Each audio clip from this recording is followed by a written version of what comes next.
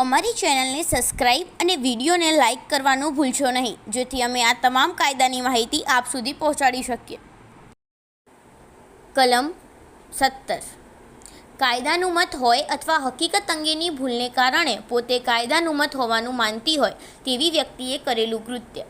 જે કૃત્ય કરવું પોતાને માટે કાયદાનુમત હોય અથવા કાયદા અંગેની ભૂલને કારણે નહીં પણ હકીકત અંગેની ભૂલને કારણે જે કરવું પોતાના માટે કાયદાનુમત હોવાનું પોતે શુદ્ધ બુદ્ધિથી માનતી હોય એવી વ્યક્તિએ કરેલું એવું કોઈ કૃત્ય ગુનો નથી.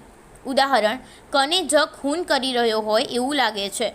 ખૂનીઓને ખૂન કરતા પકડવાની તમામ વ્યક્તિઓએ કાયદાએ આપેલી સત્તા પોતે શુદ્ધ બુદ્ધિથી કરેલા નિર્ણય મુજબ વાપરીને ક જને યોગ્ય અધિકારી સમક્ષ હાજર કરવાના હેતુથી પકડે છે.